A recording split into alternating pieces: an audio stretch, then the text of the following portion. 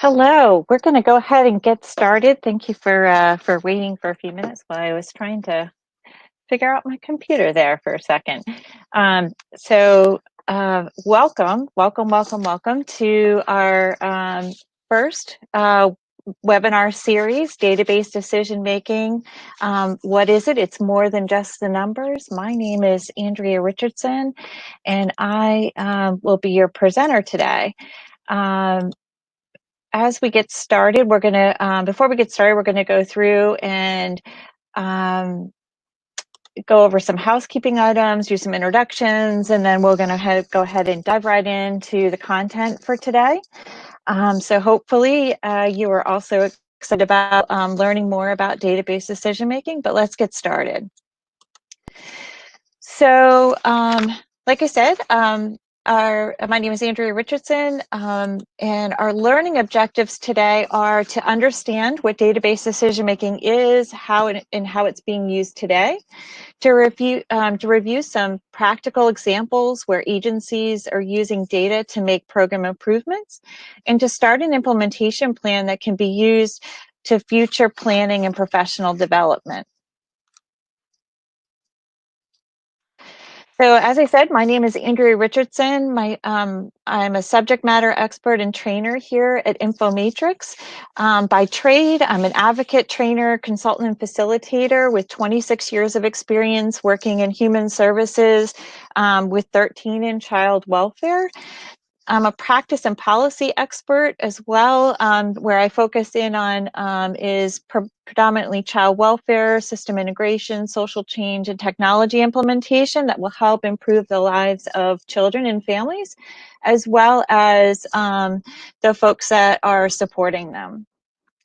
Infomatrix is a company that's been around for quite a while with a large and long history supporting human service agencies and government agencies around system integration and development. And so that's where we're all from. All right. So just a little housekeeping item for those of you who maybe have not used our platform before, or maybe are new to webinars, although now since COVID and everything, I think a lot of things are being done by webinar. Just to kind of give you a sense of what we have here. So this should be your screen. You should be able to click on here to see the broadcast and see what we're presenting. If you want to be able to see a full screen and you're not interested in seeing chats, you can click on this bar here and it'll just give you the presentation screen. You can click on it again and be able to see the chat. We have a chat feature that is available to everyone. So if you have a question during our presentation, you can go ahead and type in your question right here. You can, if it's just a general comment, they have you can just have it in chat mode. But if you have an actual question, you can do it in QA mode and go ahead and type in your question, click on the send arrow, and it'll show up here. So either way is good. As we get to the end of our presentation, we'll have a time where we can do some Q&A as well. And you can go ahead and request to speak. Our presentation right now is going to be recorded, and so we've kind of limited how we can talk to each other, just so that the taping can go and everything can run smoothly. All right.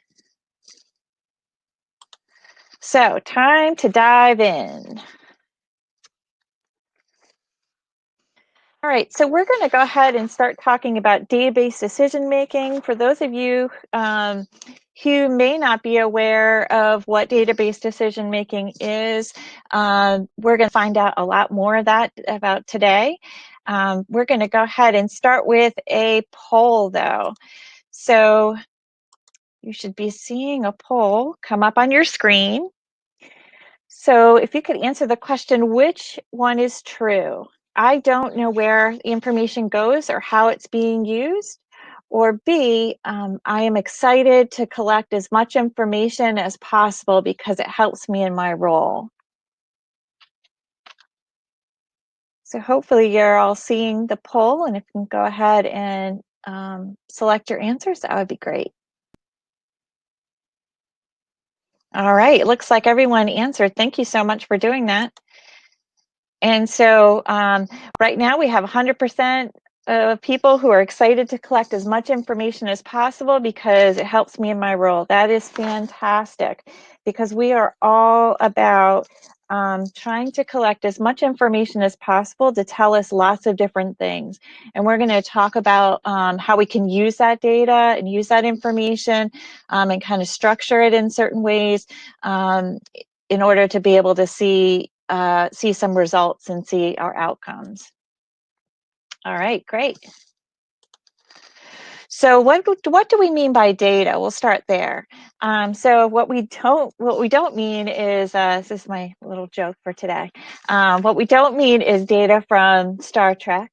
So if any of you are fans of Star Trek, I think it's Next Generation. They have Data, the character there. So we don't mean data. But what we do mean is this whole aspect here of all of the work that we do throughout our day has elements of data that can tell us different things. And so we want to be able to use that data in an effective way to show the impact of the work that we're doing, the issues that we may be experiencing, and be able to have kind of supportive information around that to help inform our work and help inform our decisions. So here's a common assumption that we have. Social workers are behind the times when it comes to technology. And this is from Dick Shoke he's a professor at the School of Social Work at the University of Texas in Arlington. And this was kind of his common assumption based on the work that he does.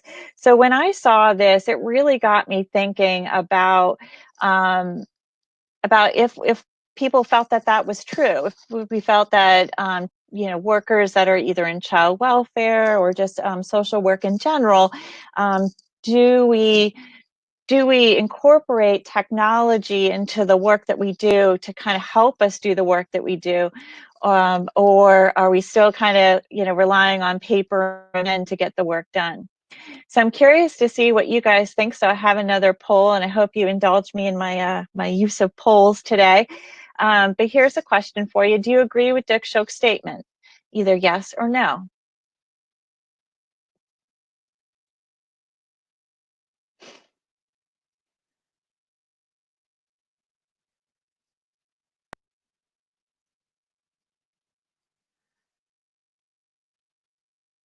Okay.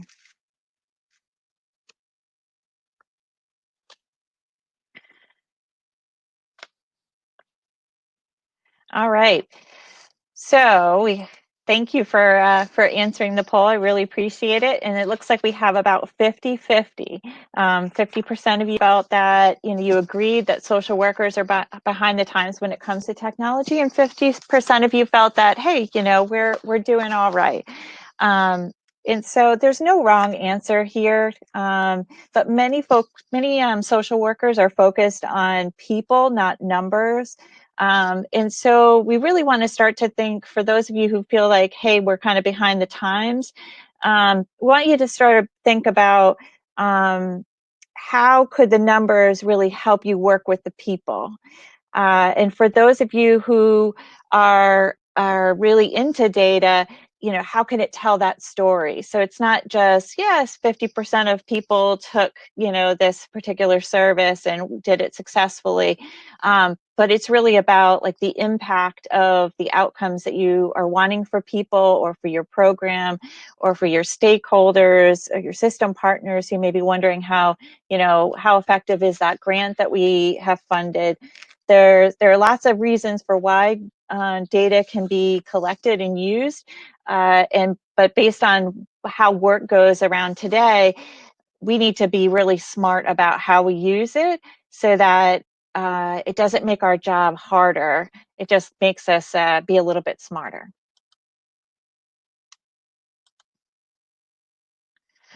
So what is database decision making?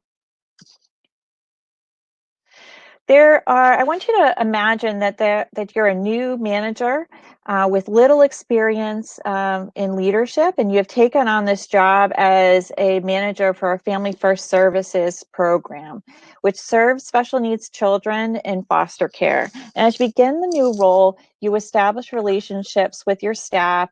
You face many demands. One of the demands you might find is how to guide your program in a high accountability environment. I think that we can all relate to having that high accountability environment, especially now where it seems like everything you have to have reports and you have to show impacts. You have great staff, you have a great program, but the program hasn't expanded. And so you really need a plan. You need something that's systemic. And so one of the things that you'll need to do is to provide leadership around how can you kind of change things. So what will you do?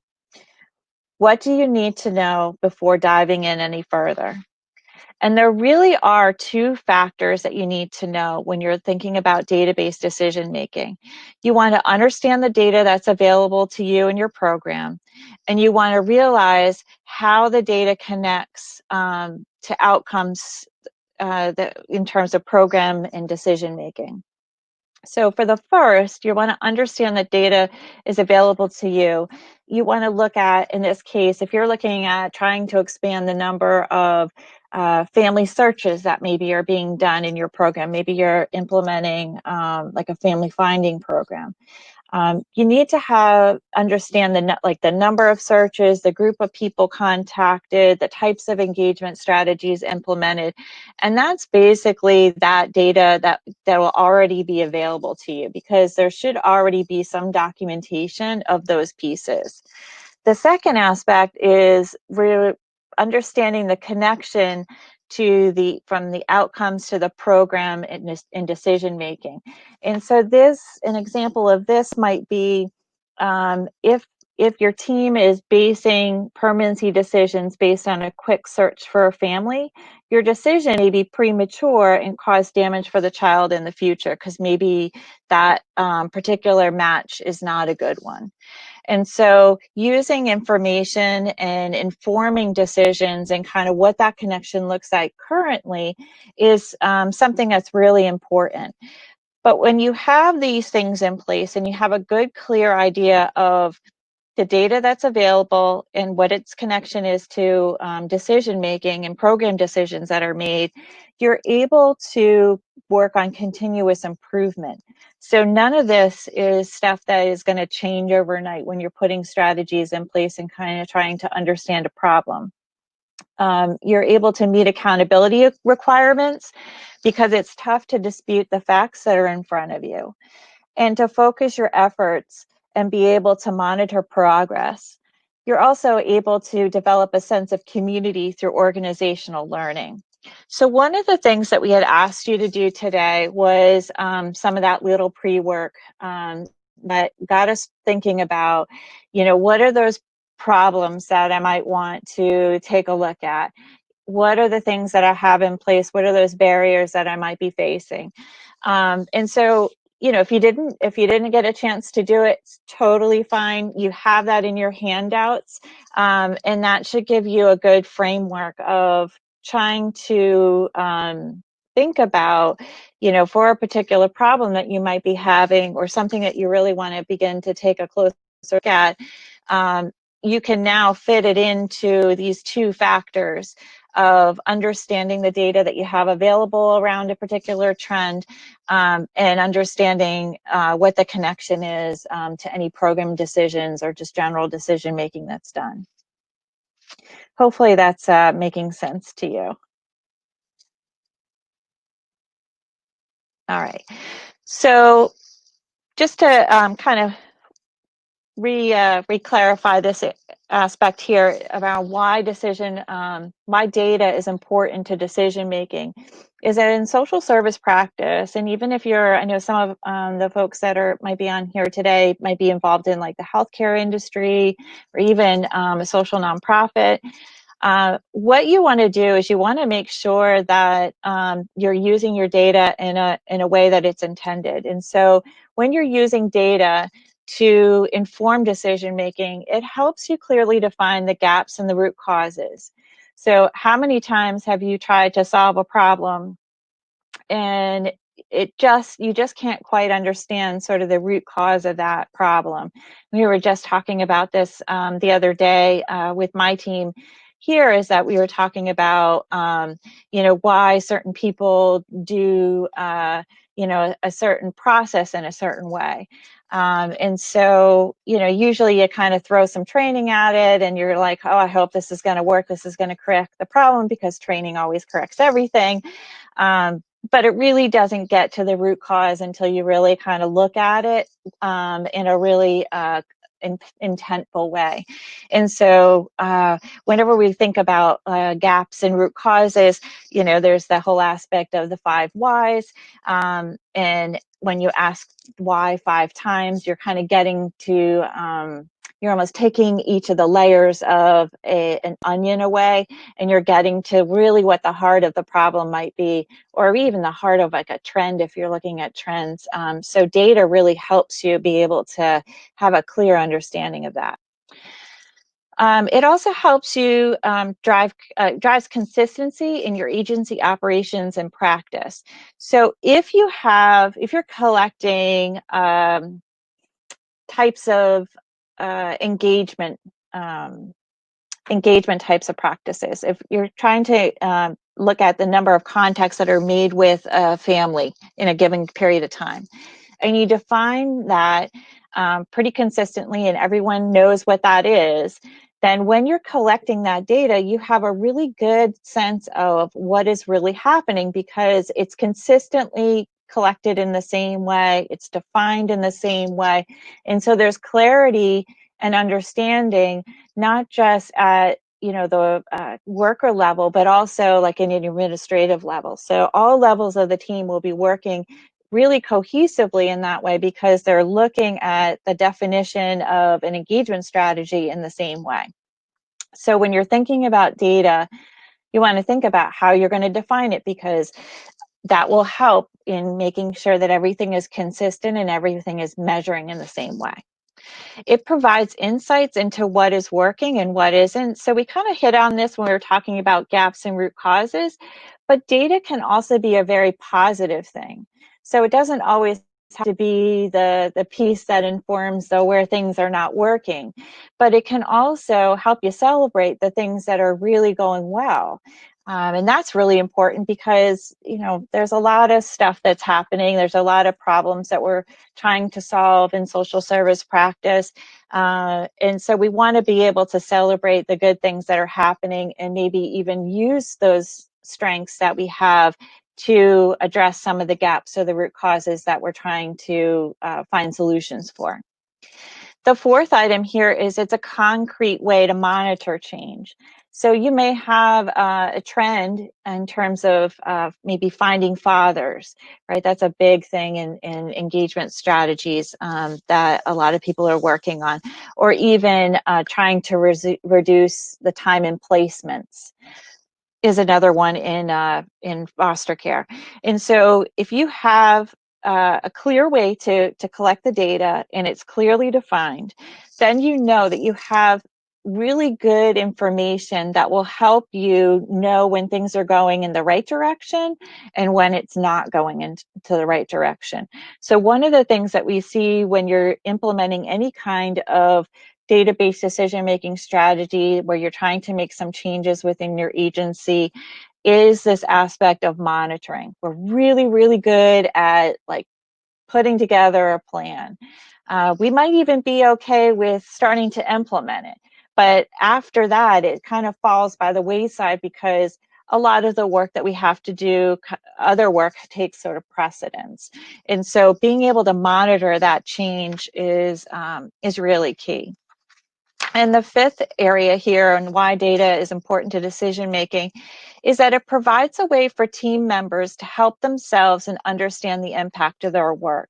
And what we mean by this is, if you're able to create the transparency where everyone has access to the data and where your team members are able to start to learn and figure out what is the best way to look at it and use it, and how does it, how does it work, they begin to use it themselves. So it doesn't just become an administrative tool where you're trying to get outcomes and data and graphs for reports for stakeholders, but it can also be used to help at the ground level to be able to adjust practice, even be able to use the information when you're working with families, when you're having, crucial conversations about, hey, this area, when I did this assessment, still is an area of need that we're really concerned about. It's really hard to dispute the information that's in front of you. Or in the case of a more, positive spin on it, is sort of this aspect of, hey, if things are going really well, it's great to be able to show that progress, right? So it's not only something that you talk about in sort of a negative way, but you can also use it as a positive tool to kind of encourage people to keep going. So here we have an example that we're going to take a little look at, and around uh, it's around how an agency can use data. So they have the same one piece of information and they use it in a variety of ways. So we're going to go ahead and click on this.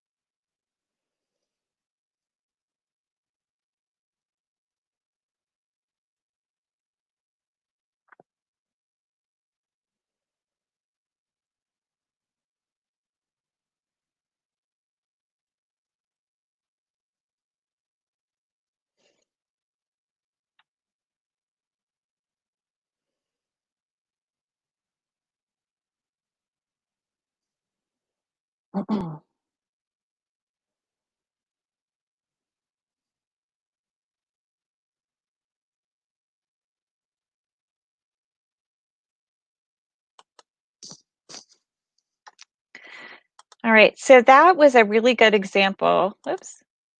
That was a good example of where an educational program is collecting information that is going to inform a variety of partners. And so it's very similar to how human services works, in that you're collecting certain information as you're doing sort of your casework, and you're using that information both to make decisions with the family, make decisions in terms of budgets, make decisions in terms of the types of grants that you're going to pick up along the way. Even changes in legislation are based on data that's being collected at the ground level. And so it all kind of fits together. And so hopefully, as you're thinking about kind of the trends or the how you want to have this type of structure within your own agency, you're able to kind of think about how can data be used in a variety of ways. And that's one of the questions that we always ask the people that we work with is, okay, it's great to it's great to collect this information around the number of contacts you might be making with a family, or even the number of referrals, the types of referrals that are coming into an agency. But how else can you use that information? What else can it be used to inform different outcomes or practice improvement changes? So, with that said, we have another poll here. So in your current practice, are you able to show the impact of your services in a way that not only tells the story, but without a doubt shows the impact? Yes or no?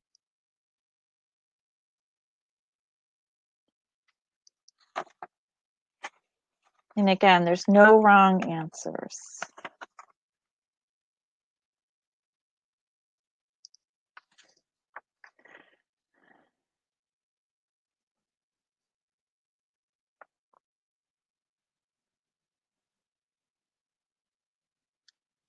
Okay, looks like people are making some decisions, trying to figure out what they want. All right, so we're going to go ahead and close this poll. It looks like you're about 50-50 in terms of having a good sense of if the information that you're collecting is going to tell a story and show an impact. The reason why this is really important is that right now, the way that programs have to report how they're doing, and even when you look at things like the Family First legislation, is they are looking at the impact of services and supports that are provided to families. And so you not only have to tell the story of what is happening with families that might be involved in child welfare or some other social service practice, but you have to be able to say, hey, when I use this type of program and with this type of family, I have, this type of outcome. And being able to kind of have that direct line from an assessment all the way through a plan to the service that's being provided to the actual impact of the service is really important. And at this point, it's really important to any type of program that's being funded through dollars that are from the state or the feds. So it's something to really think about. Do you have a direct line from, an assessment or service being provided, and have good data to really tell the story about what's happening? Because it's not only just the successes of what is going well, but it's also, hey, this program was intended to help this population of people. Maybe it's not working the way we thought that it would. And all of that information is really important when you're looking at the effectiveness of programs. And data really helps shape that understanding and decisions. So when we're talking about database decision making, we're really talking about making a decision that is supported by hard data rather than making decisions that are intuitive or based on an observation alone. And this can be really tough for those of us in social services because so much of what we do and sort of our practice is based on intuition as well as the evidence. So sometimes our intuition can tell us one story, but maybe it gets us closer when we use the data to understand the why, which is really important because when we're putting services in place, we really want to have an idea of what that root cause of the problem is in order to be able to make sure that the right services and supports are in place. The other thing is that when we're collecting data and it's really based on, good understanding of definition of what I'm collecting and how I'm collecting it, everyone's under the same understanding, it'll let you know if a program is working or not based on the data that's collected. But it'll also help you understand, is this program worth it? Is it worth our energy and time? So I always think of programs like family group decision making in Pennsylvania. When it first came out, some counties jumped right on board, thought it was great, fantastic, can't wait. They had experts come out to talk about how to do the program. They were all for it. Where others were a little bit more cautious because they didn't want kind of like the flavor of the month type of program to come in and spend all this time and not know that it was effective. And so it really came down to actually having an evaluation that really showed kind of the impact of the services on outcomes for kids. And came sort of like some legislation that also was tied to it, but it was really the hard data that began to get people on board as they saw the impact of the work. So it became worth it. Okay. So for those of you who might be, I don't know, a little bit into like history, like why did things come about? I'm always interested in that kind of stuff. I wanted to let you know that actually this type of decision making actually came into place in the 1950s when Toyota implemented a just-in-time strategy to improve the way that their employees would do weekly analysis and do their work. And so it focused on continuous improvement. That was the basis of taking small steps to make improvements in their processes. And so they use the data, the information, to then make educated decisions based on concrete information, just like we talked about, the hard data. And it wasn't just looking at people to be ultra efficient, but they also wanted people to make decisions that made sense and be supported. And that's what we really want to get across to those of us who are in social services, is that we want us to make decisions that make sense, that are really based on hard information. The intuition piece absolutely also comes into play, because that is such a big part of working with people. But it shouldn't be an or, it should be like an and. And so we want you to be able to use data to be able to almost support the decisions that are coming from your gut, and make good ones that are going to be accepted across the board.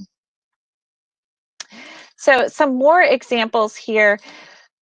This is another video, and what we've done is actually put the link in your handouts. I would encourage you to take a look at this. This is out of Allegheny County, and what they've done is they have begun to use a practice of predictive analytics. For social services, that can be a little bit of a double-edged sword. So depending on what your opinions are of kind of using data to predict, you may be interested in this or maybe not, but that's okay. But what they did was they took data based on the referrals that were coming into their program, and they used it to predict if a case has a pattern that matches the data trend. So they put in information, they took data from previous cases, and they used that information to then predict, hey, our new cases that are coming in, are they following kind of the same pattern? So they were able to begin to kind of have an assumption or some data to kind of maybe flag certain people that would most likely come back in a year. So some people feel that the act of predictive analytics can almost label people, but it can be used in a real helpful way when you're looking at, hey, I'm getting this type of case that's consistently coming in, variety of families with the same types of issues. I always think of like, drug and alcohol cases where, they take several relapses in order to be able to actually, overcome their addiction. These might be kind of the similar problems where they may have closed their case, now they're coming back in. And so having that understanding of the trend of referrals that are coming in and what they're looking at or looking like, help them make some better decisions. And actually what they did was they put in more prevention work so that cases didn't necessarily hit the system. And so over time, what it does is it can improve outcomes in child welfare, and it can also help educate system partners and funders around trends around different types of issues. So it can be a little bit of a tricky topic depending on how you feel about it, but it can be an interesting view. So I would encourage you to take a look at your handouts and take a look at that particular video. I think there are 2 that are in the series, but the work that they did was really interesting when it looked at impact and improving outcomes, but using data that you already had in place.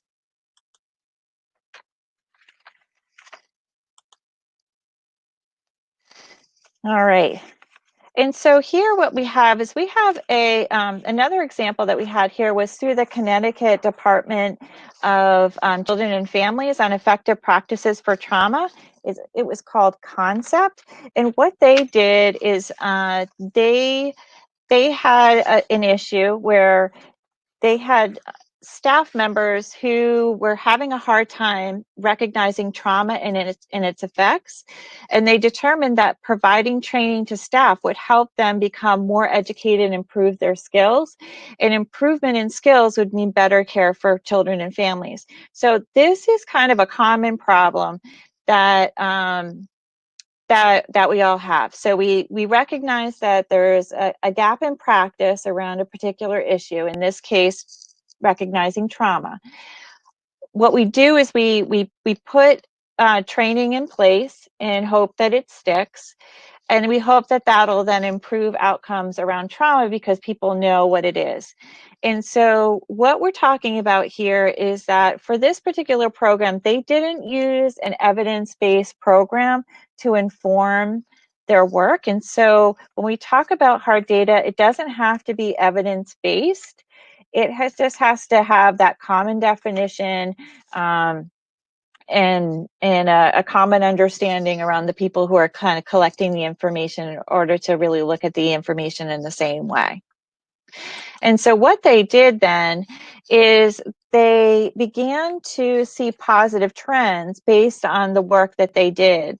And so that was similar to what we were looking at as well when we were looking at here are the problems that we're facing, because there's an increase in the amount of data that's collected. It's difficult for one person to manage all of the information that is needed to show an impact. But when we were able to get our heads around all of that data that we were collecting, we were actually able to use the data to help social workers be proactive versus reactive. We're also able to address the root causes for family issues, and you're also able to visually see improvements made with families and share it with them. So in the case of Connecticut, where they were using the information in their practice for their focus around trauma, they used the training to be trauma informed. So they delivered it to all of their staff based on the identified need to improve practice. And the identified need was determined by observations that they had made, trends that they were seeing within the data where services weren't put into place that would address the trauma. And what they found is that they had some pre and post surveys, so simple questions around, what did you learn? Did you maintain your learning? Things like that, to help measure the knowledge and the change in attitude around trauma. And then they went ahead and had quality improvement work. And so for those of you who are here in Pennsylvania and maybe familiar with things like transfer of learning, that's where that quality improvement piece comes along. So in this case, what they had done was, for their quality improvement, their information told them to continue to improve and work on trauma-informed care, because it was beginning to change the way people were thinking about trauma and supporting people who have been through trauma. And so as they began to put in things like a transfer of learning strategy, they were just boosting up the information that they had learned through training that then continued to help improve their practice. And so they were able to take the answers and the data from the pre and post surveys that they would continue to keep giving to kind of see how it changed for people's attitudes. And then they would also look at the changes in services for families who are going through trauma and assessment results. And they were able to show that by doing this continual process, they were able to improve the way that they supported families who were involved in children and youth.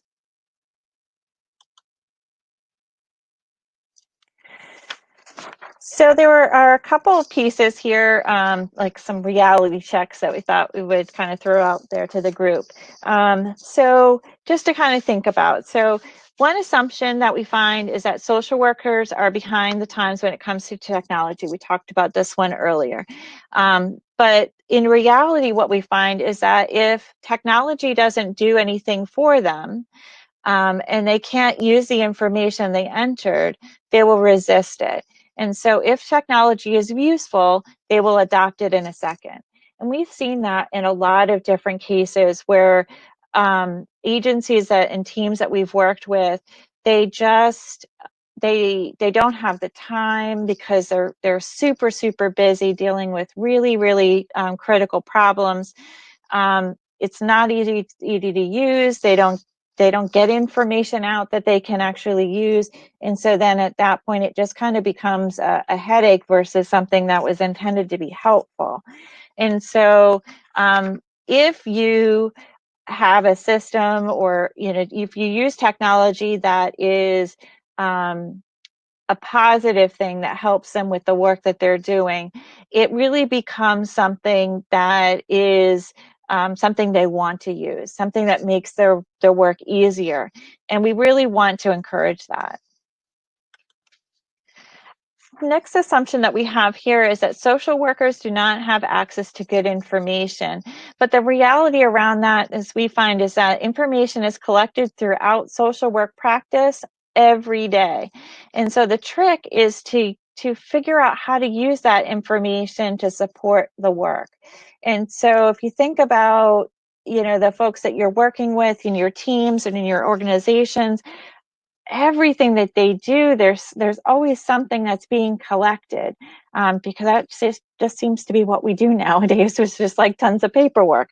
And so if you can figure out how you use that information to tell the story, to show the impact, and have that defined kind of framework around it, then you're really able to put purpose to that information, so it doesn't just become busy work. There's real intention to it.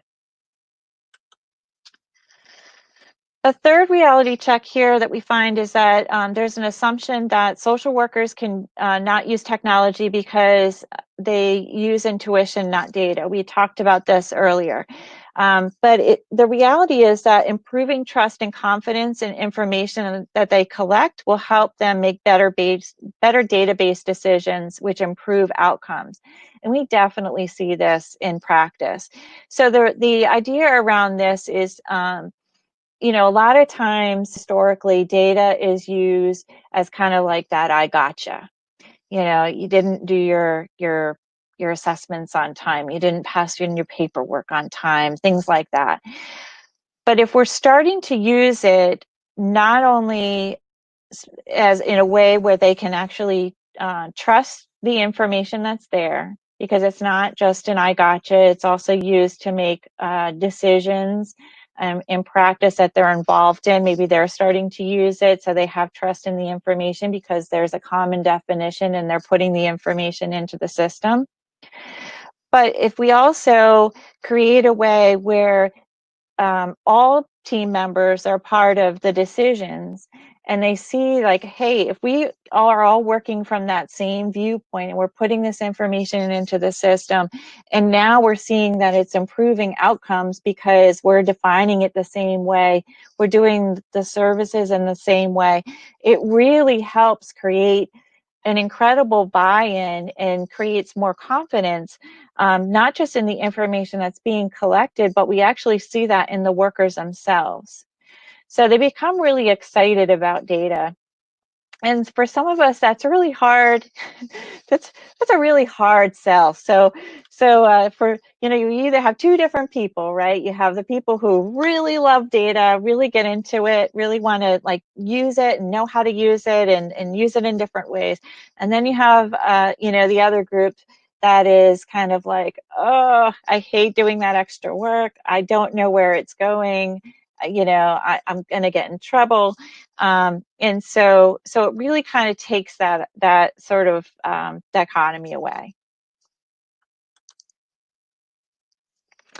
So if you are looking to put together elements of a database decision-making strategy within your agency or your program, we've talked about how you come up with an idea around something that you're really curious about, and you're going to kind of define what your theory is or what you want to see, and what are kind of things that are getting in your way or things that you can use as strengths to kind of mitigate some of the gaps that you might have. There are key pieces of a database decision-making strategy that you want to have in mind. So outside of knowing what information you have and how it connects to decision-making, there are kind of support pieces that you want to get into place that will help it be a smoother transition. So the first area is around technology. So there are lots of great tools that are out there that can be really helpful to creating graphs and allowing you to kind of dice and slice different information and look at it in different ways. There are tools that make it so much easier than just doing it on spreadsheets. So we want to encourage you to kind of take a look at, what are some of those tools that be out there. And we're going to be doing some other webinars in the future and talk about tools and things that will be helpful. Also, we're going to be reviewing some of these tools in our third part of our three-part series, which will be in November. The second area is around culture. And so we talked a little bit about this, where we want to make sure that it's encouraged that our teams use data, and that they begin to get curious about it. So when they are curious about it and begin to start using it, you almost begin to ask better questions, find creative ways to use the information, and it becomes this way of doing things. And so you really want it to be something that you just do because it's part of your organization. It's just how you do your practice, and that's how it works. So creating that culture around data, that it's not always an I gotcha, but it's going to kind of tell us some information that's going to help us monitor our plan and make changes.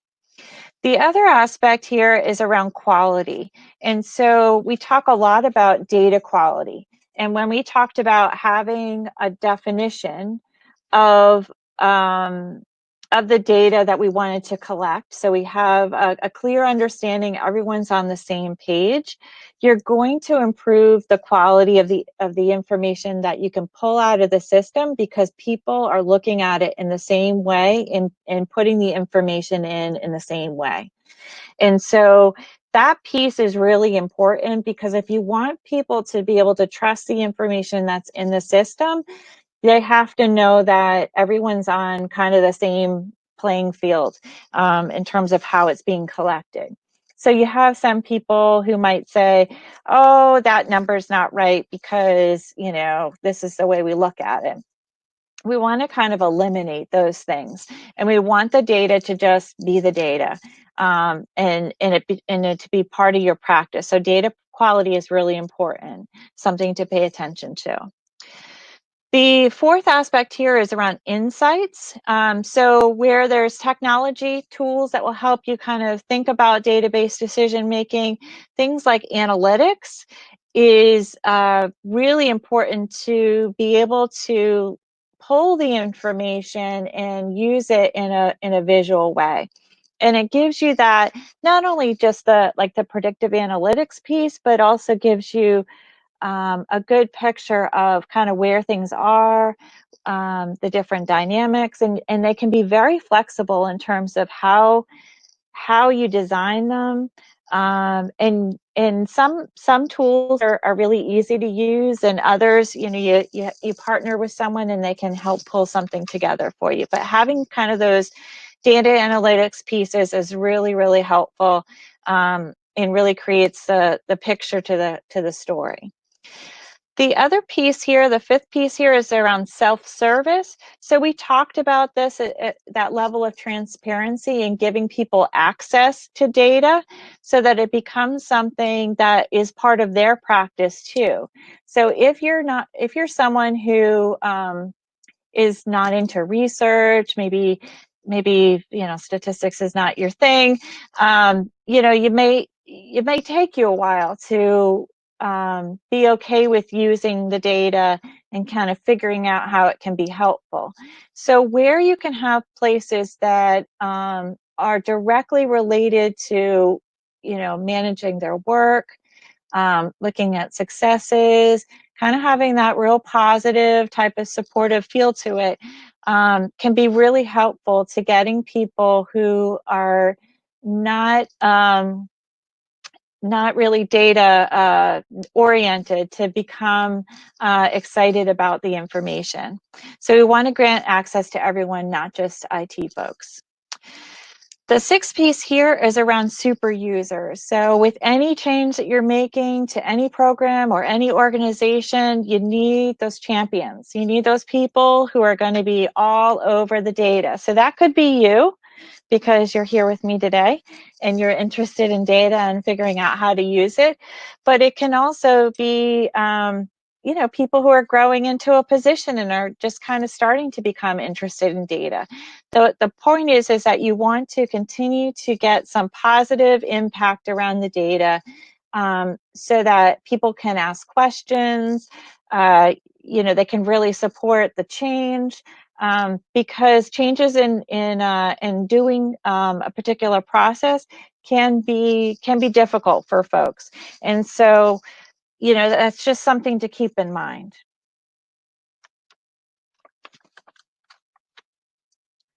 So here is an example of one of the dashboards that we had done with a county around referrals that were received by a particular day. So they were really curious about this trend of, how many referrals did we receive over the course of, each year? Was there a particular time period that was more active than another? Because they were trying to figure out how they were going to, schedule meetings and things like that. And they wanted to not do it on days that tended to be really busy in terms of new referrals that came in.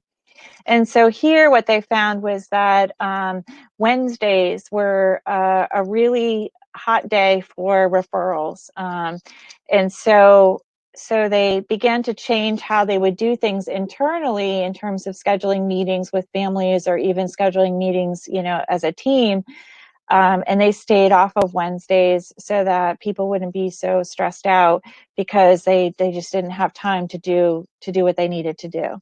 So it's just one example of how information that's already in the system, already in your management system that you're already collecting, can be pulled out and kind of extrapolated into this visual picture of something that could kind of look at a solution to a potential problem.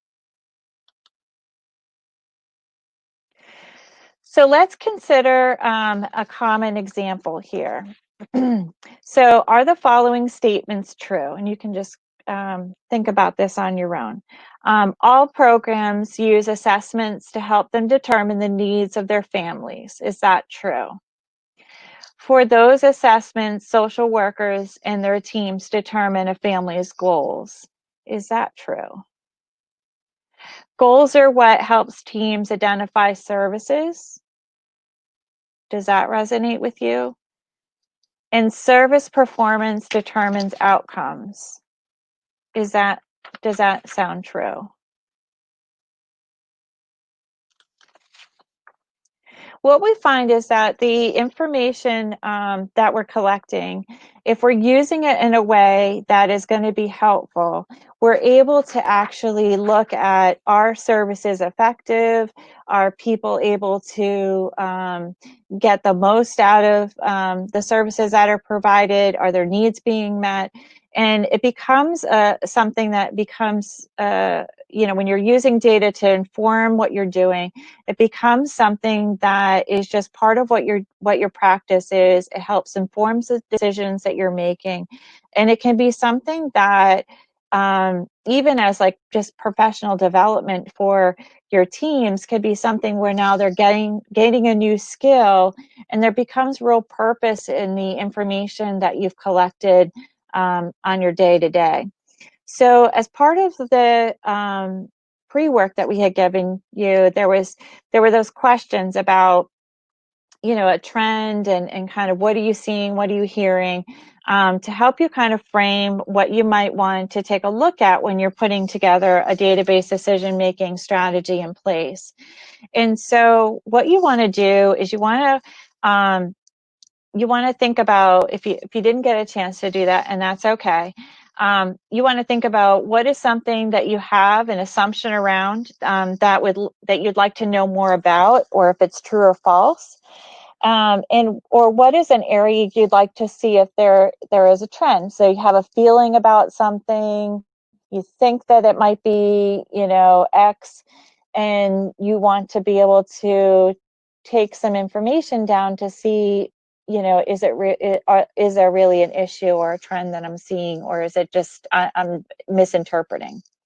And so that's going to be part of our plan, is that we're going to go ahead and develop a plan around a trend or an area that I want to kind of take a look at some more. And we're going to be able to use a database decision-making strategy, and we're going to talk about how that might work in our next 2 sessions.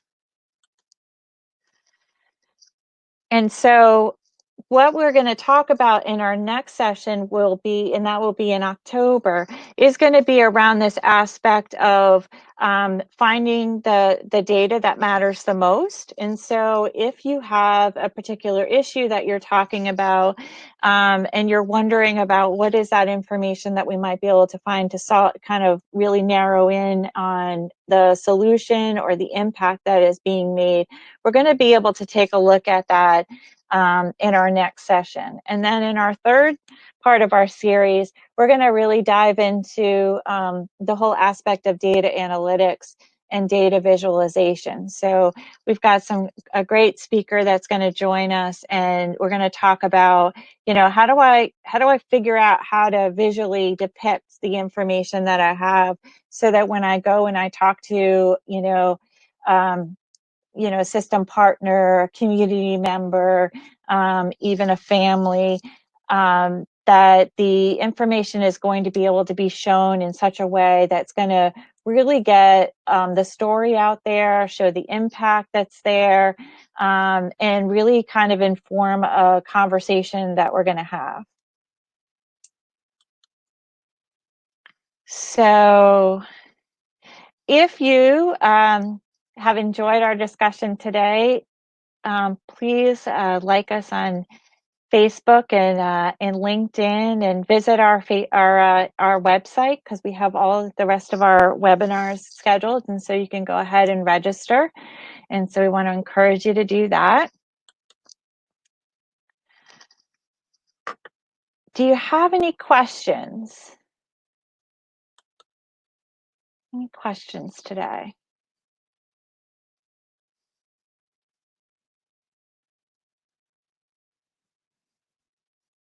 Okay.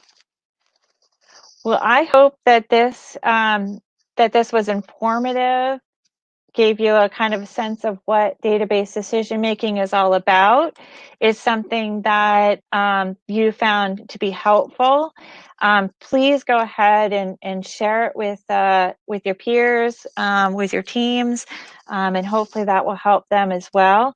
Like I said, our next session will be around finding the data that matters the most. If you have a topic that that you would be interested in hearing more about, please please reach out to me and let me know if it's something you want us to put something together. We'll be happy to do that for you. And then I hope that we're going to see you. I hope that we'll see you in October for our next webinar. And thank you for attending today. Please, please, please stay safe and healthy during this really crazy time, but I really appreciate your time that you spent with us today. All right, well, that's all that we have today. Thank you so much, and we'll talk soon.